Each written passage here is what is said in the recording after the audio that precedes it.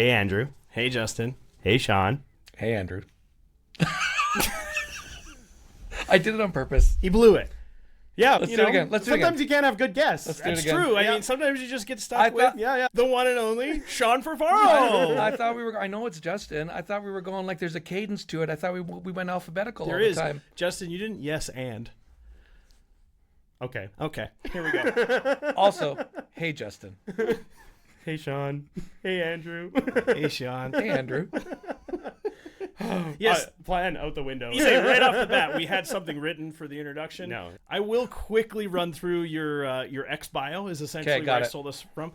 Voice of the Guelph Griffins, Brampton Honey Badgers, KW Titans, and the Kitchener Panthers. Correct. You need to update that. That's not in there right now. It's not in there. It's not in there. I can only do so many characters. I'm aware. He is the host of This Week in Rangers Nation on Rogers TV, as well as the game day host for every single Rangers home game. That's right. We already blew the surprise. It's Sean Furfaro. Surprise!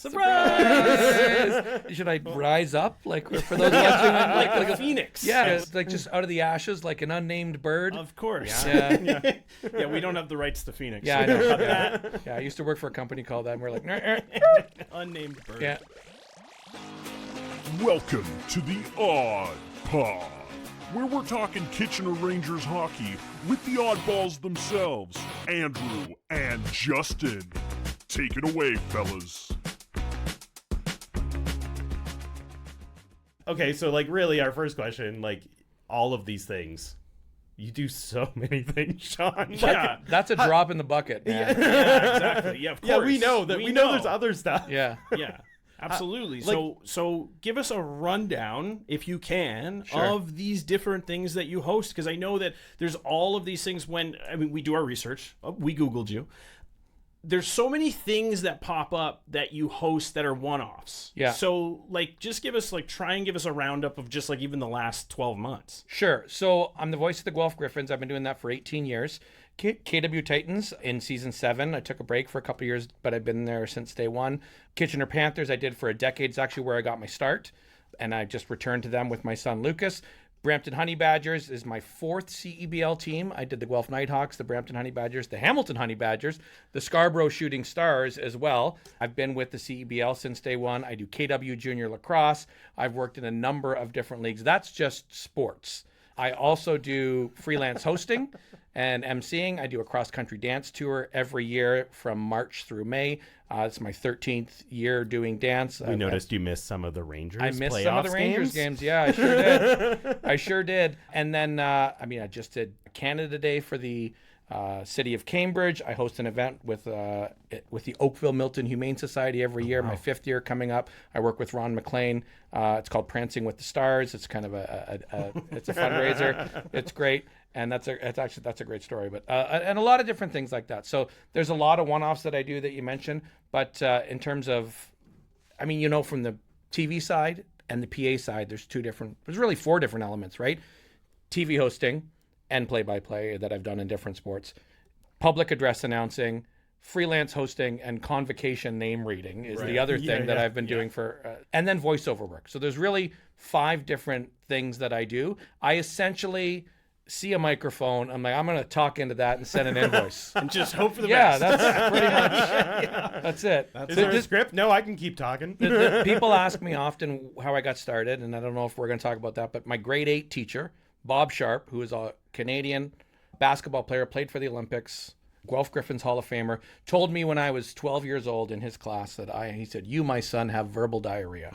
And because I never shut up in class. So I made it my life's mission to get people to pay me to talk. So that's the short version. Nice work. And are you succeeding in people paying you to talk? I am. Okay, good. Yeah. I didn't know if you did any of this volunteer. I'm sure some of it is volunteer. I have a maximum number of volunteer gigs I do a year now. Everything else is because in 2017, I've been doing this for 26 years now. And then 8 years ago, I made the decision. I'm like, I don't think I need the office job anymore. I think I can make a go of this. And I did. And you bet on yourself, and things are working out great. It's been a lot of fun. What was the office job? What was the alternate career if it didn't work? I went to the University of Waterloo and I got an English degree. Okay. And I actually used it. Unlike many people who get the English degree. That's impressive. You've just impressed us with the fact that you bet on yourself and you also used the English degree. That's So I spent 15 years working for a library wholesale company. Okay. I could tell you more about it, but we'd all fall asleep. Okay. Right? Yeah. We do have listeners, Yeah. Justin. Yeah. So when you asked about the office job, I was just like, curious. But I did that for 15 years, and then I did some announcing on the side, and I wrote the catalogs. I edited catalogs, and then I ended up writing them. So I'm actually using the degree, which was great. I left that in 2013, and then I went and worked with a friend that I knew. He had a heating and air conditioning company. He wanted me as a logistics guy to manage their service department. I did that for 3 years, and then I was like, let me just do the math on what I'm doing. Okay, I'm a dad. I got my son half the time. I think I can just scrape by and pay the mortgage if I do this. So I'm going to give it a shot. Cool. And I gave it a shot, and everything has been a massive uphill trajectory since then. And I'm so lucky. Amazing. I can see why, but that's cool. yeah, That's a great story. It's pretty cool. It's like a pretty inspirational story. of too. course. It was scary. Like it was like at the time I was just getting by financially. Especially when you have a of kid. course. That's like Yeah. that's like a layer that most people don't encounter when they're like, throwing it all in. Yeah. Yeah. And he was a big factor in a lot of the things I did. I said no to a lot of the things because I only had him half the time. Yeah. Right. And I couldn't lose that time with him.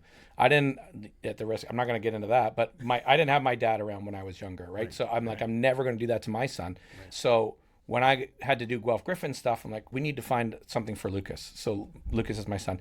And Lucas would come and he would start sweeping the floor when he was 12 years old or 13 years old. Cool. Then he started DJing when he was 14 and 15. And that piqued an interest in him. And maybe we'll talk about that later. But he, even when it came time to become the full-time host at the Kitchener Rangers, they offered it to me and I said no. I immediately said no without thinking. Like I said, no, I can't. And they said, why? I said, Lucas is 15. We have season tickets. Like Friday night, he wants to go to the game with me. I can't not do that. Yeah. I'll pre-tape the stuff for you. I'll still keep working intermissions. I'll still do the voiceover stuff and I'll fill in when you need me to, but I can't be the full-time host. I'm going to miss 34 games with him. Yeah. And the next day, my producer came to me and said, we have an idea. What if we train him to be your cameraman and you guys can have the games together and he'll be your cameraman between the benches? Would you do it then? And I asked Lucas and he said yes. And I said yes. That's amazing. So he was my cameraman down there for so cool. 3 years before he started becoming too busy to do it.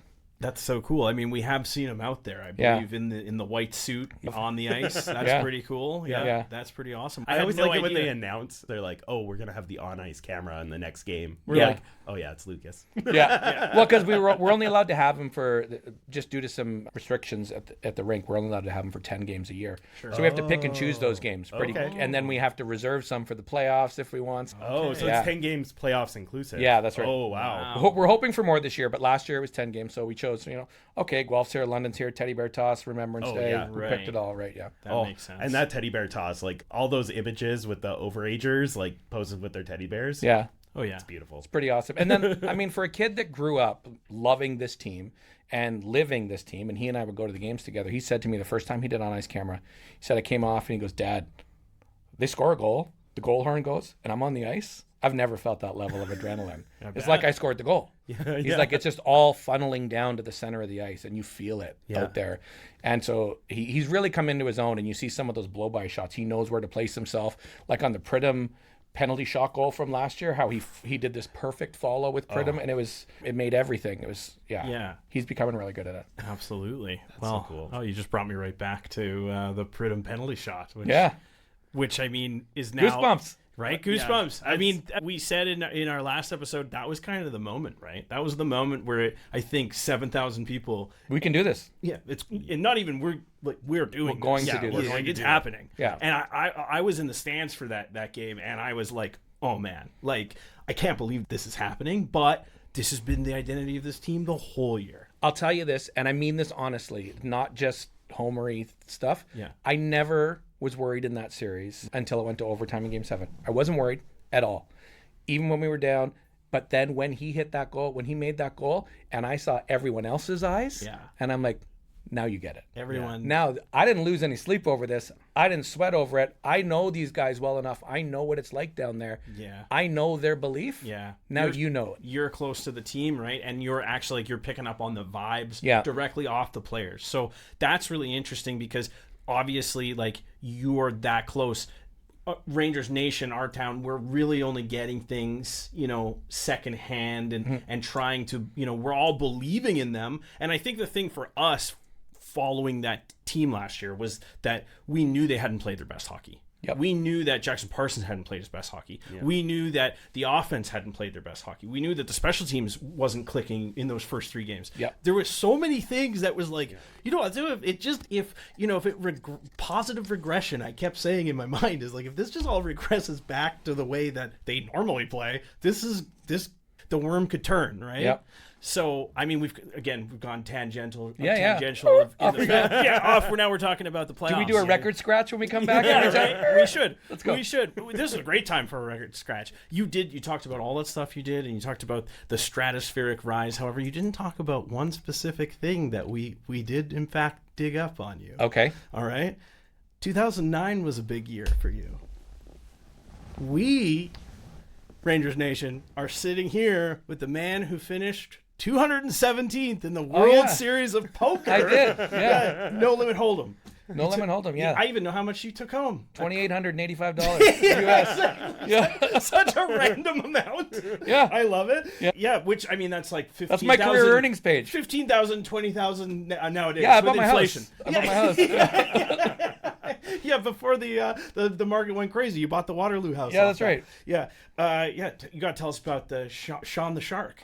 Okay, so I've been playing poker, pretty much my whole life. My brother taught me when I was 12. We would play like Romoli, and then we would play, Kings and Little Ones, and he'd teach me how to play 5-card draw with his friends when he was in university. And it was never for real money. It was just we all had Crown Royal bags filled with pennies, and that's what we played with, and nobody kept anything. It was just learning.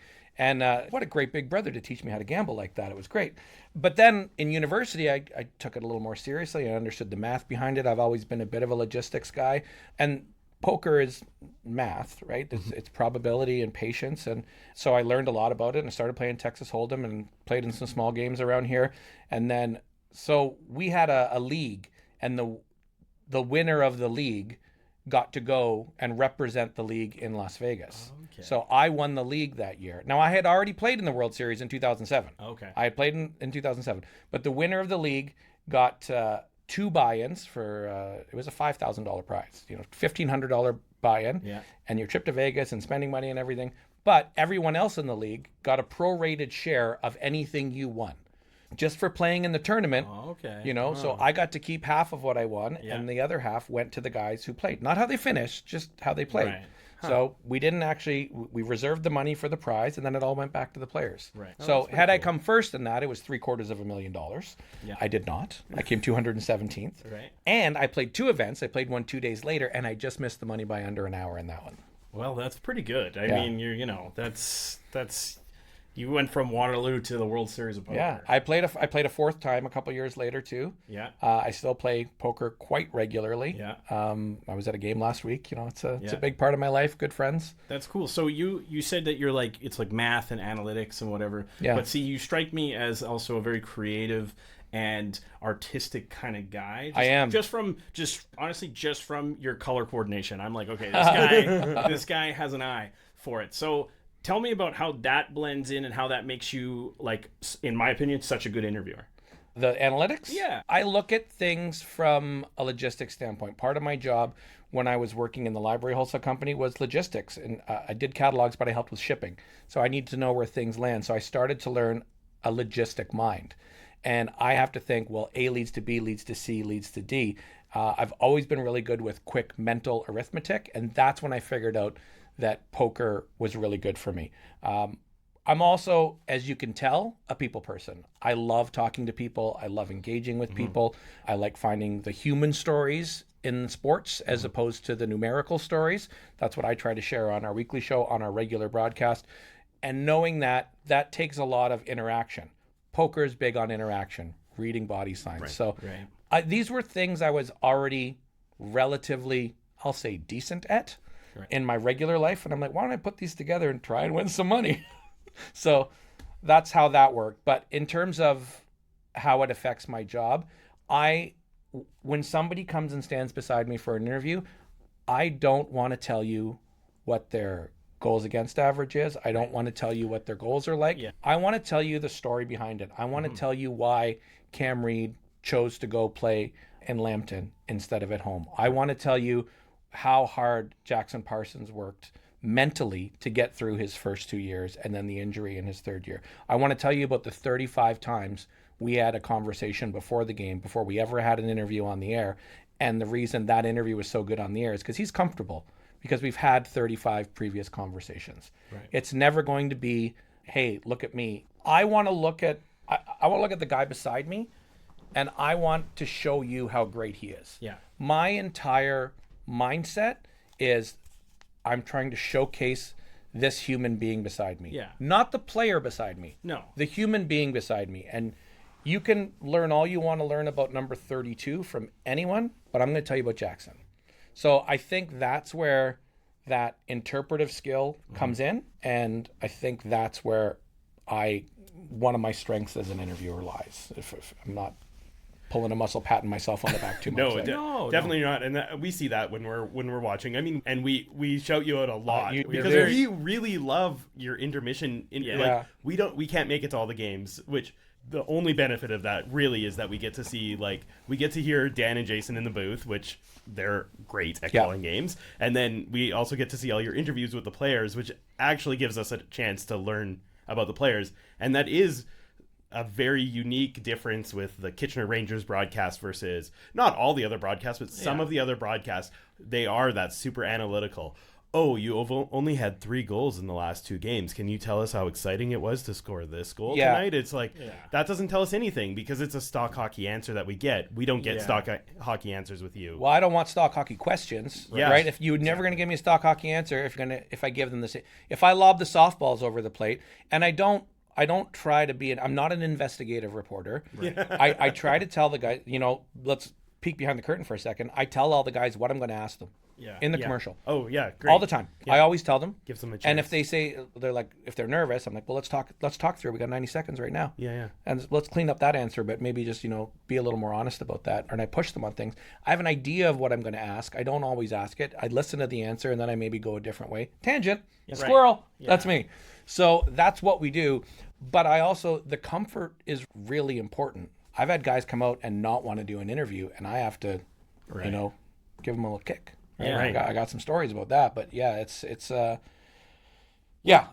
appreciate what you say. The intermission, we're fans. Intermission's when you go grab a beer, you go to the bathroom, you make a phone call, you check your phone. Yeah. I love that you guys are actually watching the intermission. Hey, I'll call them out here. I watch the Flames. I don't stick around for the intermission. Yeah, right. Yeah, no. I come back for Rangers intermission. Yeah, absolutely. That's the same thing. Like the NHL, it's a different level. It's stock hockey questions. Yeah, everything. I don't need to see a guy in a towel out of pucks breath and deep answering. Finish our checks. Keep doing what we're doing. Maybe we played a little bit better than the result we got in that first period, right? Like it's like, I know I'm there, I'm watching, right? We're all there. What I do appreciate, and this obviously isn't just the pump your tires. It's just that what you just said is, you're dealing with young men, I dare say boys in some case when you're talking to just fresh-faced 16-year-olds. Like when you stood next to Evan Hedrick and interviewed him, I was like, this is a young man. But the answers that were coming out of his mouth and the questions you were asking him, that was like a pro hockey player. Yeah. You know what I mean? So, but knowing what we know in our brief time talking to people doing this, we know that a lot of the reasons the answers are good is because the questions are good. I appreciate that. I think one of the things I try to bring, and I bring it because I want it back. I try to throw it out so I get it back, is authenticity. I try to be unapologetically myself. I'm asking questions that I want to know the answers to. I'm asking questions that I want to highlight, and I hope that you, as the person answering the question, are going to give me something real and not some BS on screen. That's my goal. I feel like we do a pretty good job achieving it. It's nice to hear that it's working. Definitely. Like quick story, Michael Vukojevic, who used to play here, he was a defenseman, and he wasn't great at the interviews off the top. He was by the time he left, and I feel like that's my job. You better be good at the interviews by the time you leave here, I haven't done my job properly. Right. He came out, they were losing 7-0 to the Erie Otters. Second intermission, came out in a miserable mood. He looked at me and he goes, they usually come out and we small talk, we talk about what the interviews, and he'd done a few with me already. And he said, I'm going to go wait. He's sulky. I'm going to wait in the stick room. You tell me when there's 15 seconds left, and we'll all come out. And I went, all right. Turned my microphone off. walked in the stick room. I looked him right in the eyes, and I had a really good relationship with him. I took a chance.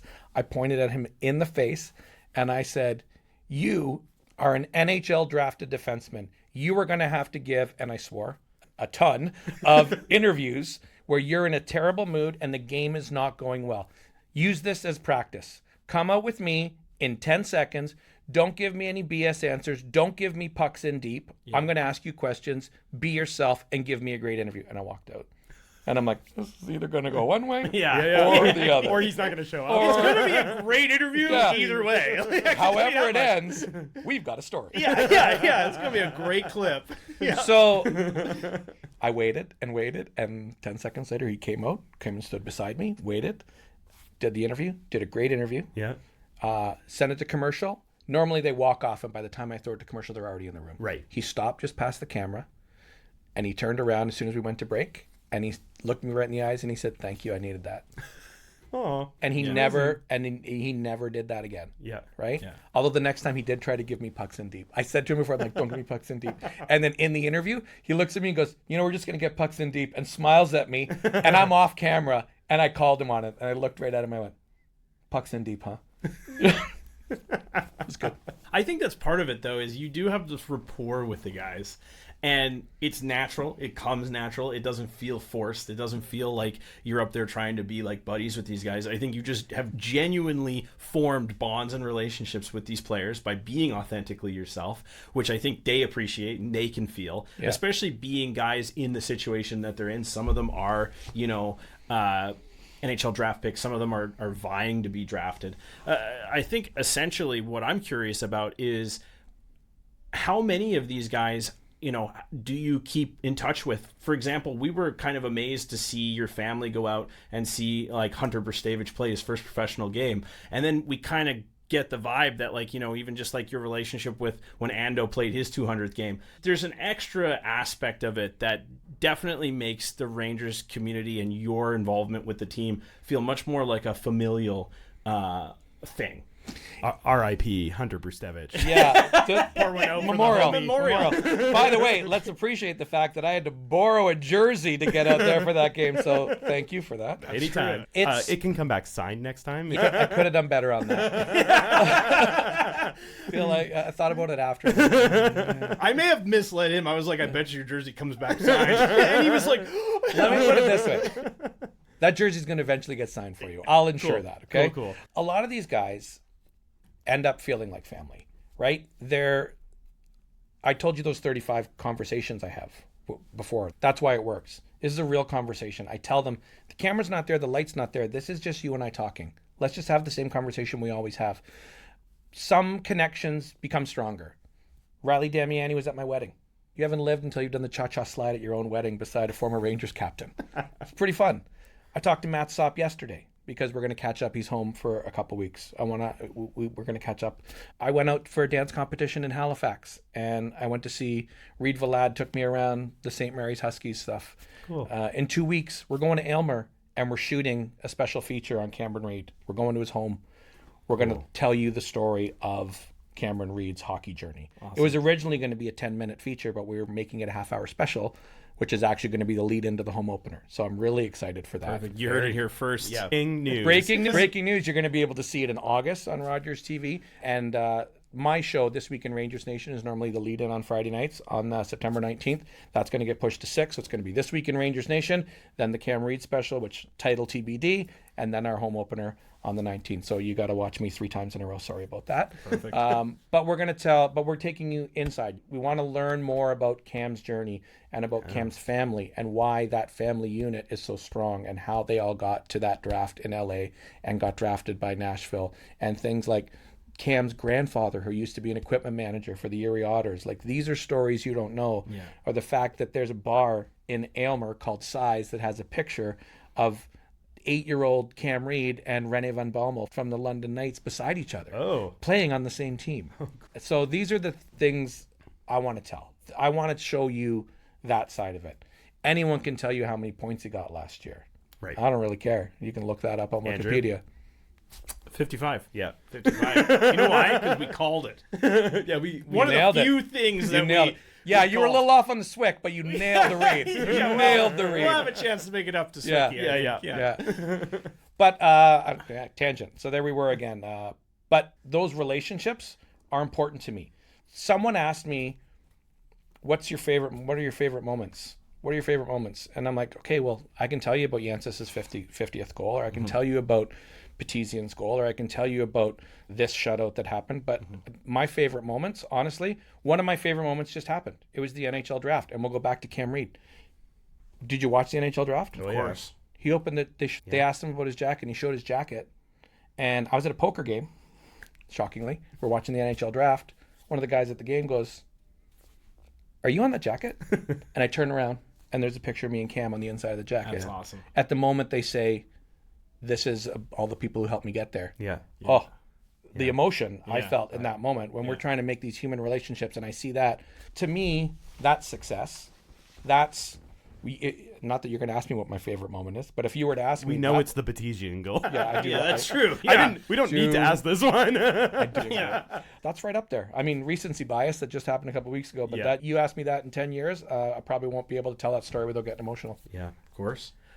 I mean, going back to what we were talking about earlier, like we were watching the draft. We know you're a big part of these kids' lives. We saw a number of Rangers go. There were interviews with them. They like the ones that we saw, like great interviews, better than the average NHL draft interview. And we know that comes from the fact that like you're one of these people who's all these things that we just talked about as a part of their journey, like just makes these guys better. We talked to Ando a couple weeks ago, and like we got tons of comments that were like, wow, this guy's so well spoken and stuff like that. And did you see his 16-year-old interviews compared to your show with him? World of difference, right? Yeah, your show. Sure. He admitted it. He said, I broke out of my shell in my second and third years, and we knew that this was a part of it. Like you're a part of that journey for these kids, and like you're making them better at the side of hockey that I bet most players hate. Yeah, they really don't like it. Yeah. He doesn't like it. Like, if you watch that first interview with Matt Andonovski, he said dream come true like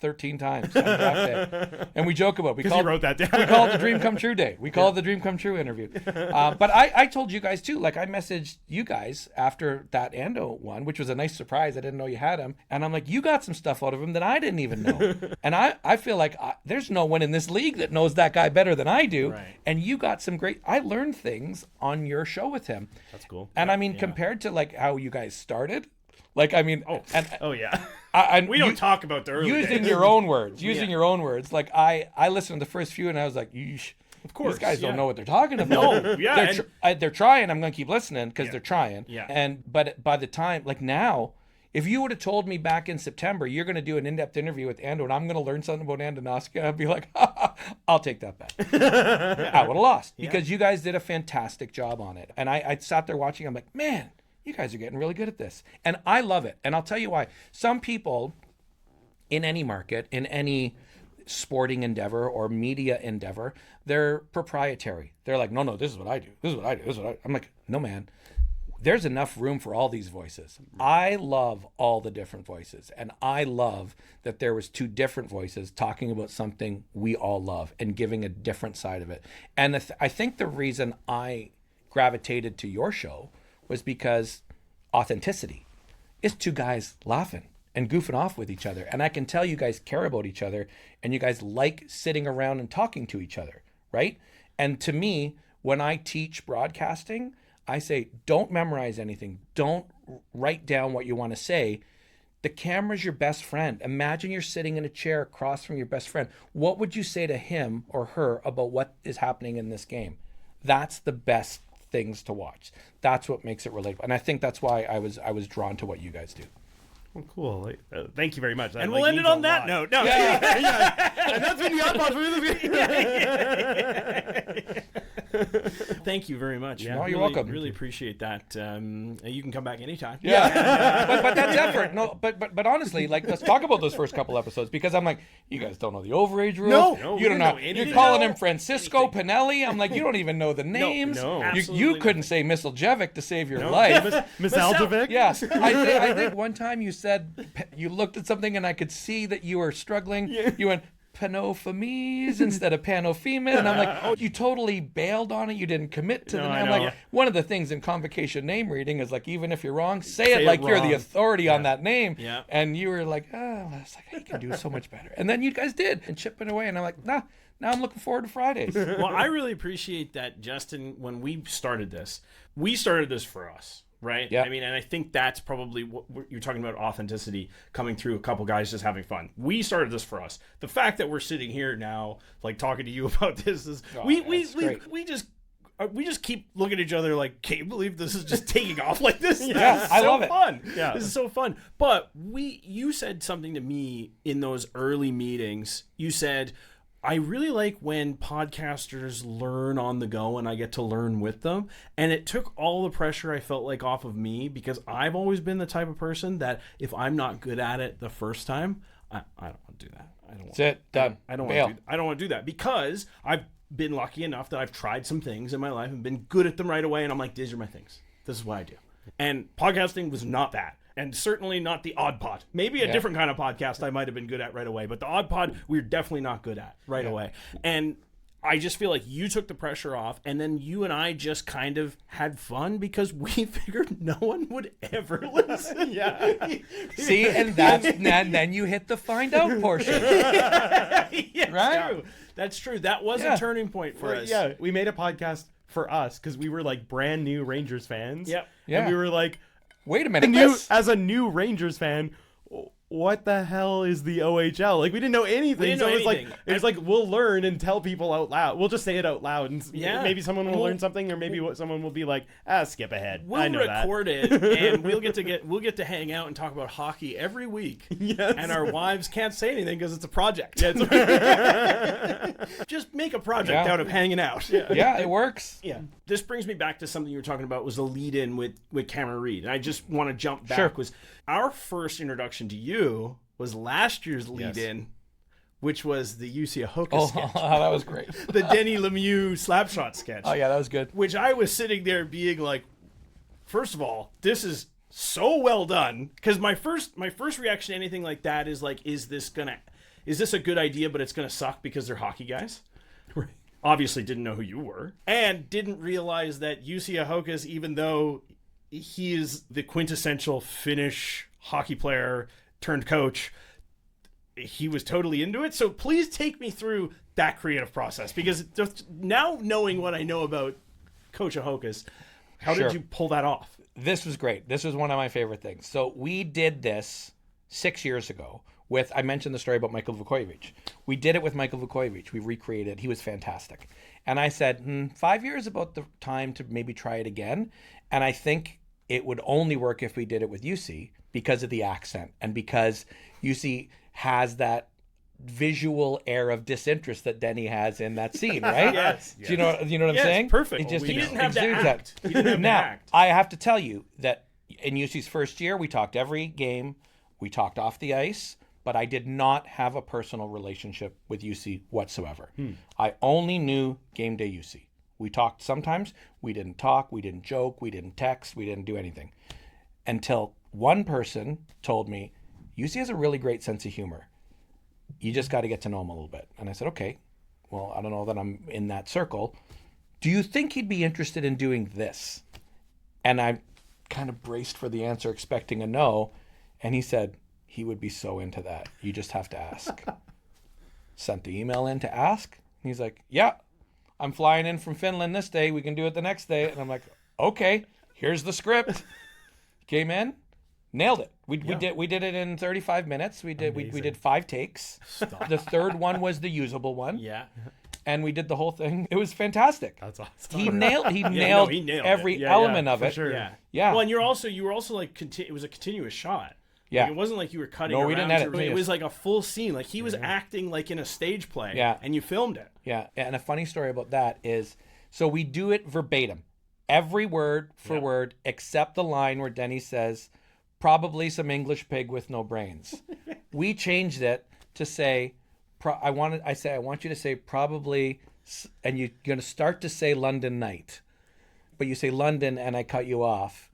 I said, but it's your choice. You can say London night, and I'll cut you off, or you can say English pig because I think it's funny with your Finnish accent. And he says, I want to say London pig. And I said, I don't think that'll work.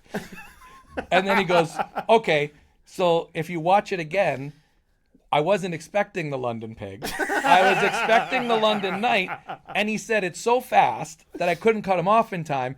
And then he smirks at me like, got you. Yeah. And I have a legit laugh because I did not expect the London pig line. And so that's what you're getting with Jussi. So that process was great. And that kind of opened a door to, he and I chat a fair bit now. And he's a really wonderful guy. And, we were pretty, I would say that we were legitimately scared of the coach that we so affectionately call the Juice. Yeah, I was too. I was too off the top. I mean, we've never met him, but even just his presence on the bench is pretty intense. Yeah, and you don't get to hear what I hear down there. Oh no, absolutely not. We don't need to. It's but even just a look is scary. But then there was a couple interviews that you had with him at the end of the games on TV, and it was like, oh yeah, then we started to learn that he had a sense of humor, pretty good for a rebuilding team. And I think you showed him a picture of him as a child, and I did his feature. He started belly laughing. You gave me a star for that. Oh yeah, for sure. I was like, yeah, it was great. Yes. I was like, oh man, this guy's a gem. In the first year, I didn't try to do any fun things. End of the game is just post game, win or lose, we gotta do whatever. Yeah. And now I'm like, okay, now we're gonna try some things. So I would try to close with maybe I've tried some rudimentary Finnish, which makes them laugh, and and then I try that thing with the pictures, and then we just try to have some fun. Yeah. Right. And then sometimes he surprises me. Like on my birthday, I wrapped up the interview, and he stops to make sure I get a birthday wish, and so it's we have a pretty good relationship now. And I was in Thunder Bay for a dance competition. And Thunder Bay has a massive Finnish population, which I knew nothing about. Over 14,000 Finns. Wow. And more than Toronto, actually. Huh. And somebody told us you got to go for Finnish pancakes. And I'm like, what the heck are Finnish pancakes? Yeah, what? So we went for Finnish pancakes the next morning, and I texted Jussi the menu, and I said, I'm going for Finnish pancakes. Do I get the sweet or do I get the savory? And he texted me back, he goes, get these and these and these and these. You won't be sorry. And I'm like, sure enough. That's awesome. I was not sorry. They were delicious. Yeah. Finnish pancakes, everybody try them. Oh, what? Okay, what makes it? It's like a crepe. It's like half crepe, half pancake. Oh, okay. I think it's very similar to what some people call Dutch babies. Okay. So it's another form of European morning pastry goodness. Yeah. But it can't go wrong. They really got it nailed over there. Yeah, I was gonna say you can't really go the wrong. whole continent, really. Yeah. It was pretty good. And the place I went to, it was like a half pancake house, half sauna. You could just pay. That is so very. It's not Finnish. a joke. It's not a joke. So very Finnish. No. Yeah. We know enough about Finns from Drive to Survive to know it's not a joke. Yeah. So anyway, that's the process through the Slapshot thing. Phenomenal. And I'm really fortunate that I have a lot of goofy ideas. Let's do this. Let's do this. Let's do that. And the level of trust that Rogers and my other contracts give me. Oh, I can't even tell you what that means to me. In 21 years on Rogers TV, twice I've had an idea where they've said, no, I don't think that's good. Everything else, they're like, sure, let's give it a shot. That's it. Twice they've said no to me. So I'm pretty lucky. I mean, that's great because we were going to ask you about, 21 years at Rogers TV. How has that changed? Local television station in 21 years. Obviously, you can take us through how you started with them, but just generally take us through the difference in 20 years that you've seen in that sort of a medium. Okay, so I got started. It's funny you had Mike Farwell on recently, and my story is remarkably similar to his. Okay. He went to the mall, and I actually just sent an email. I had been doing public address announcing for 5 years until one day a basketball coach said to me, Sean, you never shut up during a game. And I was like, oh, thank you, Eric. That's nice to hear. And he goes, no, what I mean is you should have a microphone, and you should be doing this on Rogers TV. So that was a Wednesday. That was a Tuesday. And he said, you should email them. So I looked up and found an email address and had to delicately word say, hey, I think I can be better than the guys you have on the air right now. And I'm a bit of a wordsmith, so I did that. And he's like, what are you doing Saturday? You want to come out? I'm like, okay. Just like Mike's story. No screen test, no nothing. Just you were just there. Come out Saturday, color commentary for women's basketball. I did it. He's like, that was great. You want to come back next week? I'm like, sure. You need a sideline reporter for the next game? And they're like, sure. You ever done interviews? I'm like, yep. Did it. I ended up hosting OUA Sports for 10 years based on that one. Just an email, just putting yourself out there. That's it. And the funny thing is, Mike told that story. Same guy, Chris Schooley, is the same guy that hired me in 2004. And then when Mike made that move from Guelph to Kitchener, they offered me the role in Guelph, and I said no because my son was 4 years old. And honestly, I didn't know enough about the league. I said, I don't want to do it. And I was a little intimidated by the OHL, and you guys can appreciate that when you're learning. And I said, how can I be the guy that sends an email that says, your guys don't know enough, let me be the expert, and then you want to throw me into something that I don't know enough about, and I'm going to try and BS my way through that, and I can't be that guy. So I just kept saying no and no and no for years until finally one producer said, what is it going to take for you to do OHL? We want you to do OHL. What will it take? And I said, give me 2 years. Give me 2 years to learn the league and then ask me again. Yeah. And then I did, and then I started. But to answer your other question, how has it changed? Not a lot, really. We used to have mobile trucks that would show up, and now we don't always have that. We run things from the studio. Okay. But other than that, the show is remarkably similar. More digital graphics, obviously. But in terms of the production, it's human beings and volunteers who are learning the job and will make mistakes. So your score bug will be wrong sometime, and your camera cuts will be wrong sometime, and sometimes you're going to miss a goal. But you know what? It's because we're teaching people how to do things, and you can't do things well unless you do things wrong at some point. So that's why, when you see Facebook comments or things on X or call-in shows, and people are like, how come they're not doing this, and yell at Cloud? It's like, you know what? Come on out. Come on out and try it, and then I'll defend you as hard as I defend that guy or that girl that worked their butt off in that game on my camera tonight. There was like an early season like volunteer appreciation or something on Rogers TV, and I remember texting Andrew. I was like, these are all volunteers doing this. Like I had no idea. I was like, this is remarkable production quality. This is remarkable production quality. All volunteer. And then it's like, and these are all volunteers. That's crazy. On air talent, we're not volunteers. The producer, the technical producer, not everything else is volunteer. Everything. All the camera people, everything. Like, it's nuts. I had 8 different camera people down in my position this year. Well, and that feels consistent, really. But they were all great. They were all great. And if they weren't great, they're going to be better next game. The one thing is, whether you're doing that or whether you're doing this or whether you're doing what I do, like I've done 26 years of public address, 25 years of hosting. I've done over 3,000 games. And one of the guys said to me, why do you still go ask for pronunciations? I'm like, because there's never a ceiling. There's never a ceiling. Every game I did a lacrosse game last night. And then a baseball game the day before that. And I have a basketball game tomorrow. Every game, try to get a little bit better. I try to equate it to golf. I'm like, nobody ever came off a golf course and said, you know what? Nothing to work on. That was a perfect round. I've got nothing that I could do better. Same with broadcast. There's always something. So if you watch your stuff or you listen to your stuff, or I don't know if you guys go back and look at things, like I still evaluate my stuff. I'm like, I use my hands a lot. Sometimes I look up to the side when I don't want to. Sometimes I say a little too much. But that's just me. When you turn the TV on, you're not getting a character. You're getting Sean with the volume turned up a little bit and 100% less swearing. That's really all it is. We love that. But that's what I'm saying. There's always, don't find a ceiling. Don't ever be complacent. Whether you're the audio tech, whether you're doing a podcast, whether you're, hosting Hockey Night in Canada, there's never a ceiling.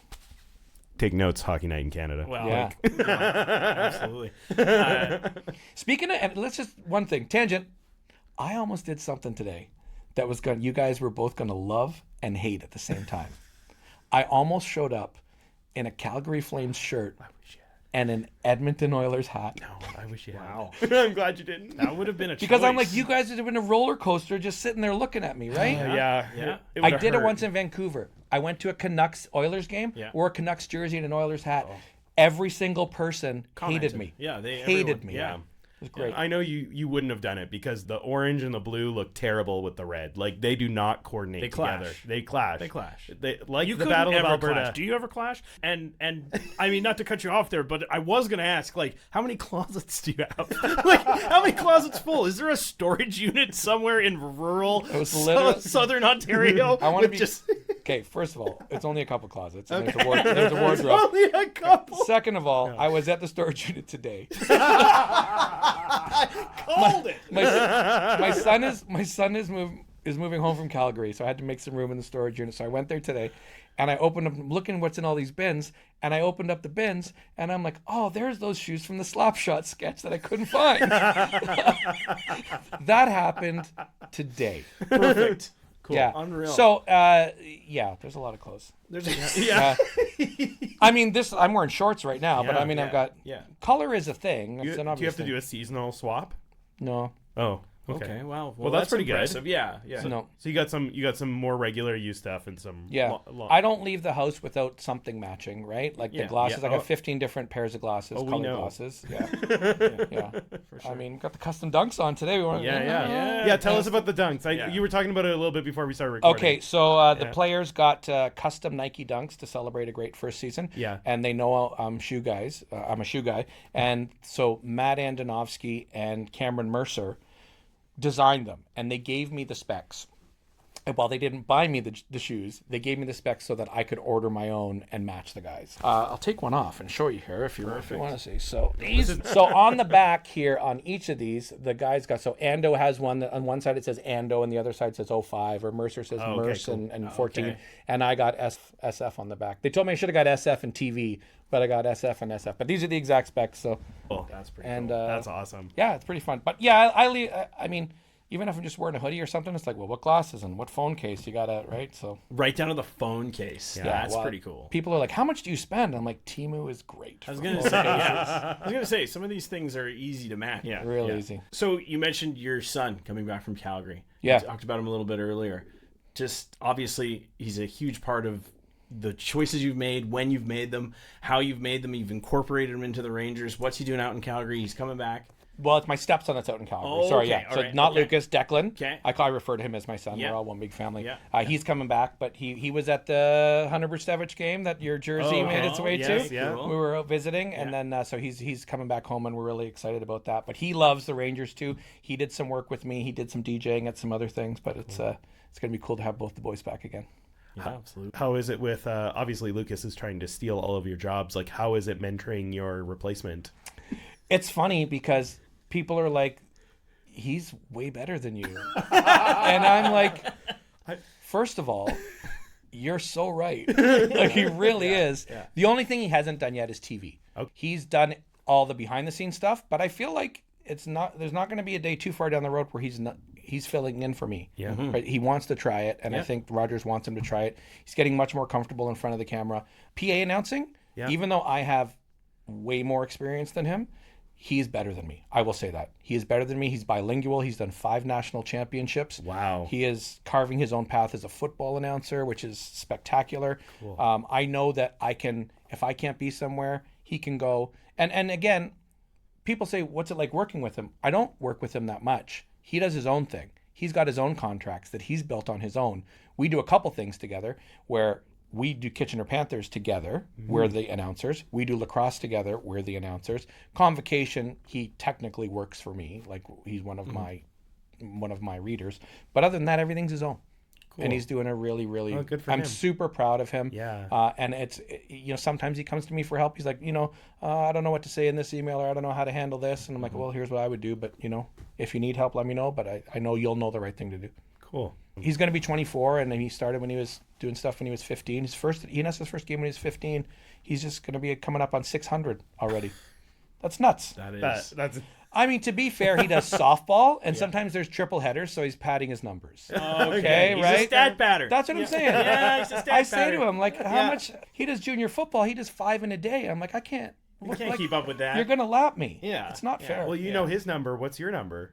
I didn't keep track, and that's why we keep militant track of his. Okay. Because I don't know my milestones. Okay. I know loosely where I am. Okay. Because I realized when I was going to start really doing this, what am I at about? Right. And so I use that as my about, and then I kind of know when I'm passing. So I don't know any of my milestones, but we know all of his. Right. Perfect. So we know when he's done his 500th game, when he's done his 200th basketball game, when all these things. So I said, you do all your own invoicing, you do everything, but I just need to know where you're working, what you're doing, what you're committing to, what's in your calendar, so I can just keep a ledger so I can track your milestone games. That's all I do for him. And that's really selfish, but I just don't want him to miss. Cool anyways. I don't want him to miss out on knowing the things that that I didn't know. Yeah. Like he didn't know his 500th game was coming up, and then I knew it was coming up, and he had a basketball game at Conestoga, and it was the Remembrance Day game at the Odd, and I'm never missing the Remembrance Day game. And he's like, "Are you coming?" And I'm like, "No, I can't make it." And he's like, "You're gonna miss my 500th game?" I'm like, "Well, it's the Remembrance Day game. What am I gonna do?" Yeah. But meanwhile, I went to the Odd, had my pregame meeting with everybody. My wife picked me up. We literally raced to Conestoga College, walked in the gym 5 minutes before the ceremony for him and surprised him. Watched the ceremony. He was shocked I was there. The second the basketball game tipped off, I said, "We're leaving as soon as the first whistle happens." There was an out of bounds. We ran out. I got back in time for puck drop. Amazing. That's what it's all about. Yeah. And that pretty much speaks, I think, to your character and your relationship with your son. That you're keeping track of his milestones, and that's the milestones that matter, right? So. I mean, well, thank you. That's being a dad is a pretty big job. I think you guys get it. Yeah. Right? Oh yeah. Yeah. So like hockey, we're new to the season. Yeah. We're pronouncing some names improperly, and we're doing things a little wrong, and we're learning. But there were times when Lucas was playing, and Lucas didn't ever get to a huge level. He played select hockey. He never played, MD or anything like that. But even his house league games, like if there's a house league game the same night as the Rangers game, I'm not at the Rangers game. That other game at the Albert McCormick Arena is the most important game on this planet to me right now. Of course. You don't know milestone games, but I am very curious. Okay. Have there ever been broadcasts or games or events even, let's open it right up, that have gone completely off the rails? Oh, yeah. And I'm sure there have. Is there a story that stands out that you want to share? We were in the playoffs 2011, and we were doing a pregame show for the Kitchener Rangers. We were playing the Plymouth Whalers, and it was the pregame show was going to be come in, Sean introduce everything, go to a quick break, come back, do a one-on-one with the play-by-play, do a one-on-one with the color, do a double box with the host, and then tie a tidy little bow on it, and let's go on our merry way. Can you do that? I'm like, yeah, sure. It's okay. You just got to come up with an intro. I said, okay. So it was game 3 of the playoff series against Plymouth. And I think we were favored, or we weren't favored because we weren't games 1 and 2, but we shouldn't have been down 2-0. And we were down 2-0 coming back to Kitchener. And our producer at the time, he always liked us to do a run through. So like 15 or 10 or 5 minutes before, we do a practice run through of what the intro is going to be. And I was kind of trying to figure out what my intro was going to be in my head. And I started just spewing things out. This is just in the run through. And I'm like, so I'm here, I'm looking at the camera. Gary and Andrew, the play-by-play and color, are right over here. And I said, "Welcome to the Kitchener Memorial Auditorium, yada, yada, yada, yada, yada, blah, blah, blah. And if you would have told me that the Kitchener Rangers were coming back here trailing 2-0, and then I just froze. And I went, "I wouldn't have believed you." And you know when you see the words come out? Yeah. You see the words come out? And I saw their faces, and they both went, "Ooh." Oh, no. In theater, we call that being in the white room. You get it. I was in the white room. So it happened, and then there was this real pregnant pause. Let's go dramatic. And in my ear, the producer just goes, because we did this late. We were like 5 minutes to game time. He goes, "Yeah, you got 3 minutes to make that better." And that was it. So I was terrified. I made it a little better, but it was not my finest hour. I have said I've made some mistakes on public address announcing before. I had a coach storm off of an interview because he did not like my question. Troy Smith left an interview one time. It was sometimes from here to here, it doesn't sound the same. It sounds great here, and then it comes out here. I still don't think the question was that bad. I should have identified that it was a really emotional day because, again, we're playing Plymouth, and we had just been eliminated from playoff contention in a year where we were in last place. So this was the game that we got mathematically eliminated, and I was hosting, and we were trailing 2-0, and all season long, our team, when they fell behind, they just fell, and it just kept getting worse and worse. But we were trailing 2-0, came back to tie it 2-2, lost 4-2, got eliminated. So my first question in my brain is, let's talk about the resiliency of the team and not phoning it in after trailing 2-0. But I phrased it in a way that said all season long the team has struggled playing from behind. How happy were you with how well they played tonight? And he said, "Sean, I resent the question, and I don't think that's a fair assessment." And he stormed off. And I was like, okay, we're going to go upstairs. Thanks, guys. Yeah. What else can you do? Live TV.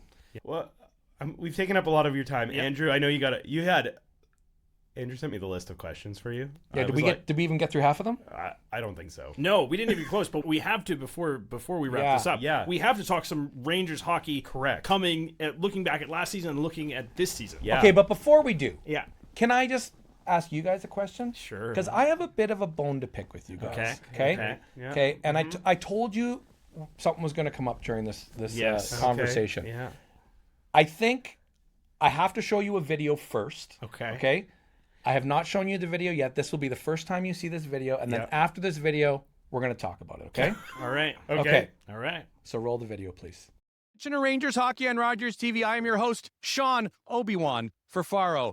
Plain and simple, Kitchener's version of Yoda, Jussi Ahokas, has turned the Padawans from last season into the Jedis of this season already, with names like Reed and Romano and Lamb leading the way. So who's going to step up tonight? Will it be Luke Skywalker Ellenis? Will it be Matt the Andolorian Andonovsky? The Andolorian Andonovsky? The Andolorian. For 9 months, Yeah. you guys have claimed to have come up with the nickname the Andolorian. Yeah. And I've been biding my time. I've been waiting. I've been liking every post. I've been supportive of everything. And I'm like, one day, guys, one day we're going to have the chat and we're going to talk, because I did my research. Yeah. Even today, I went back. I looked at the transcripts. Yeah. I looked at the first mention from you guys of the Andolorian, November the 8th, Yes. episode 9, which was entitled The Andolorian. Yeah. But not mentioned even before. That, October 20th. You beat us. Yeah. October the 20th. Now, that's not to say nobody's ever thought that before, because to be honest, when I was told we were having a Star Wars night in July and I danced around the room like a child, I was so excited. Yeah. I was like, I'm going to say Andolorian. Yeah. And it's funny because I feel like it was just made because of Ando Yeah. and Mando. And wasn't I think even a Star Wars thing. No, was it wasn't. Yeah. It was just literally the Saginaw. It was one of the only the games that Saginaw game. I got to in the first half of the season. I went with my wife, and of course, it was the Saginaw the brawl at the end. Yeah. Right? So that was one of our best performing clips, and It sure was. And well, here we have it here I on the record. just Let's wanna set say- the record straight. Hey, I want to say we always said we would never do gotcha journalism, so we'll just cut all this out. Well, I told you it was a good-natured bone to pick. I'm certainly not the first person to ever put it out there, but in our little world of Rangers media, I just want to say, I think I nudged you guys a little bit. Sean Furfaro coined the term. Yeah. The OddPod popularized it. I can't even argue with that one. I can't. Teamwork? Yeah. Teamwork. Well, that's what Jedis are all about, right? Yeah, exactly. We support Yeah. each other. Exactly. right? Yeah. Unless there's some younglings in the room. Yeah, we're all in tune with the Force. That's what it for was, sure. right? What are midichlorians? Yeah, exactly. We still don't exactly. know. Yeah. I mean, before we end, I do want to talk just briefly about hockey. Sure, because let's go. it is a hockey pod. What can you say? Jackson Parsons, he was signed to the Ottawa Senators on an entry-level deal. Can we proclaim it here with Sean right now that we are going to make him a GROAT? Yes. Absolutely. This past year is a candidate for the greatest goaltender season in the history of this franchise. I said it all season long. People laughed at me, mostly from London, when I said that this is the best goaltender in the league. And they're like, ha, no, he's not. And I'm like, yeah, not only is the best goaltender in the league, they told you he was the best goaltender in all of the leagues in Canada. Mm-hmm. And then he ended up with a contract out of this whole thing. So we kind of know what we're talking about. We know what he's doing here. Well, Austin Elliott did this. I'm like, but Austin Elliott only played half the games. Half the game. If I've maintained, if London went 68-0 and Austin Elliott went 34-0 with 34 shutouts and Medvedev went 34-0 with 34 more shutouts, neither of them can win goaltender of the year, because playing an entire season is part of what calculates the award. Absolutely. Yep. Yeah. No debate there. No. Yeah, we've helped perpetuate exactly what you just said on Reddit and Instagram and all the other places. Yeah, I mean, the OddPod was basically a Jackson Parsons fan podcast. Sure was. You Your know, guy. most of He's it. your guy. Our guy. Yeah. Our guy. Another thing I want to talk about, Jack Pridham. Yeah. All we know is that he decommitted from Boston University. Floor is yours on that. Because we don't know what that means. Yeah, we don't know. I'm not the kind of guy that's breaking news around here, but I'd be shocked if you don't see Jack Pridham scoring goals with the Kitchener Rangers next year. I think can't believe this is happening. The fact that he's decommitted means he's obviously trying to make the Blackhawks. Yeah, and that's what we want for Jack Pridham. If he does not make the Blackhawks, and he had a press conference where he said this in Chicago, if he does not make the Blackhawks, he's coming back to Kitchener. Did you see that press conference? No, I did not. I'm guessing by the look on your face, you did not see that press conference. You're breaking that news to us. Yes. Well, Jack Pridham, if my understanding is, if he's not a Chicago Blackhawk, he is a Kitchener Ranger. And if he is a Kitchener Ranger next year, I'm going to tell you right now on the AudPod that this is a guy who could be the top scorer in the league. And we just had back-to-back Leo Lalonde winners of the Overager of the Year in Matthew Sopp and Jackson Parsons. You better be coming hard for Jack Pridham as your back-to-back-to-back guy. Oh, yeah. No pressure, Jack. No. Ferrari F. Pridham. Yeah. All right. And lastly but not leastly, Adam Valentini signs with the Rangers in the offseason. What's that going to bring to the team? Speed, scoring, excitement. I had a great chance to talk to him the day we announced that signing. The team announced that signing. He's one of those guys we're going to have to work on the interviews. Sure. A man of few words. Young guy. But I think he's going to do great. And as excited as we were recently with Cameron Reed going so high in the draft, I think we have the potential of seeing something even higher with this guy. So I think it's going to be a pretty exciting time. I mean, especially once he's got his media training from the school of Sean Furfaro. No more pucks in deep. No more pucks in deep. We learned from Ando that they probably Ottawa probably drafted him because he had unique answers to their questions. Yeah, so. True. That's true. Yeah. All right, and last, I don't know, I already said last but not leastly. The final thing we'll get your input on. The least question. Yeah, the least question. Are the Kitchener Rangers the favorite for the 2027 Memorial Cup? And if so, what will that bring to the community and to Rangers fans and the AudPod? I don't know. Let's start there. I have no inside knowledge on the process of what will happen. At the time we're recording this, they still haven't officially placed a bid. But if you're looking at the signs, there's been verbal declarations that they want to place a bid. The fact that all these construction and renovations are happening at the Aud, those are the kind of things you do to prepare for a Memorial Cup. Yeah. I would have to think this team is the front runner for it, but I just say that with no knowledge whatsoever. Yeah. What it will bring is an excitement that we haven't seen here for a long time. I remember the last time we hosted it and the team got to the final. It was pretty exciting, even if Spokane broke the trophy after they won it. I don't know if you've ever seen that clip. Pretty spectacular. That's what I expect from Spokane. Yeah, I know. Classic Spokane, right? If I had a nickel. I think the next 2 years are going to be really exciting. Yeah. Really exciting. I think this team, the makeup is great. I think they're going to be the favorites for a championship, whatever that means to you, OHL championship or Memorial Cup championship, for the next 2 years. Yeah. And I think it's going to be different because the last 2 years, there has been no expectations, and now there will be expectations. The big thing people are saying is, what's going to happen in net? There's going to be a real drop-off in net. I'm like, you can take the best goalie in the OHL and put him in the Rangers net, and it's going to be a drop-off in net because it's not Jackson Parsons. Yeah. So I think if you get average to above average goaltending, I think it's going to be pretty exciting. I think this team's going to score a lot of goals. Yeah. I don't think you need the guy in net that's going to give you all the shutouts. I think you're going to win a lot of 5-2 games. I think you're going to win a lot of 6-3 games. Yeah. This is just me. I know that. I love everything you're saying. Yeah. I know that when the Knights swept the Rangers and swept them on home ice, that was hard. You don't need to say that over. Well, here's why. I'm going to tell you the same thing I told many of the players, because I went the next morning to the exit interviews, and I do as I do every year, and I sit there and I wait and I talk to them all before they leave, and I said to almost all of them, remember how you felt last night. Remember how much that hurt. I know you don't like to hear it 12 hours later, but that's fuel. Yeah. When you're going to think back, I get a little emotional talking about this right now. You're going to think back to what it felt like, how many guys had to take pictures before you could salute your crowd out there. How long you had to wait and feel that and hurt. That's fuel. And when you're raising a cup next year or the year after or both, you're going to remember last night, and you're going to remember how much it contributed to you lifting that cup. Well, I'm ready to run through that wall right there. Yeah. So the man of inspiration. Yeah. Yeah. All right. Well, before we do our little sign off, will you come back? Sure. Awesome. Am I a friend of the show now? You are.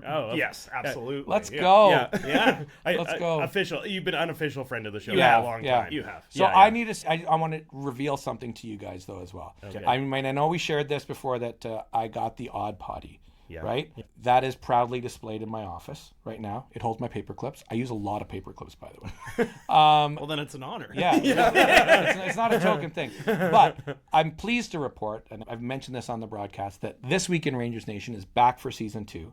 We're changing the set a little bit, and the Odd Potty, because it is an award, will now have a spot on my desk for every episode. I am very proud to have won that Odd Potty. It will be on the corner of my desk for each episode, unless I break it somehow. No. Right? It is porcelain. I mean, it's delicate. Say, if you do break it, try and work it into a bit. But I'm just hoping, not to put anything out there, that later in the season, I might be the first repeat Odd Potty winner for something. Because, it's going to look great on one corner. But, if we can have some sort of symmetry of bookends... Right. I have to earn it. Let's be honest. I got to earn it. It will be earned, I'm sure. But if there's something that's Odd Potty worthy, if that's a term, and if it's not, sure is now. Yeah, it is now. Yeah. It is. You coined it. I'm just much like the Andolorian. But you're going to make it popular, much like the Andolorian. I am going to say, for legal reasons, to this camera right here, that when we gave Sean that award, we did say... we would never, ever make another one. Oh, okay. Fair enough. So if the Odd Potties don't happen again, know that the one physical Odd Potty that exists, it's the only one, right? Yes. Okay, I don't want to misrepresent. One of one. Will have a home on This Week in Rangers Nation weekly. Unbelievable. Fridays at 6:30 on Rogers TV. Well, I think we've reached the top of the mountain for the podcast. Yeah. We can kind of wrap it up now. Yeah, it's good. We're just we'll phone it in for the rest of the year. yeah. If we record it all. We got to, of course, thank Ken Bourne, Director of Branding and Marketing. Yeah, Papa Bourne. We got, of course, we got to thank the prodigal producer, Liam. The Phenom.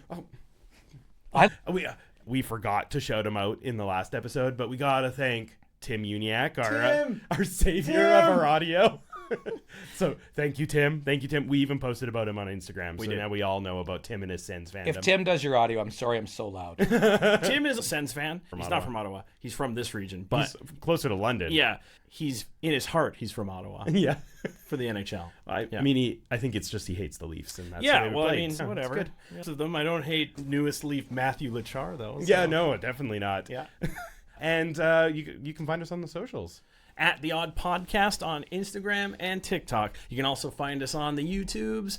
At The Odd Podcast, Kitchener Rangers. Just search us in the search bar. We'll come up. And thank you to the Kitchener Public Library for hosting us yet again, our home away from home. And as always, you can find us at... the Kitchener Memorial Auditorium. See you at The Odd.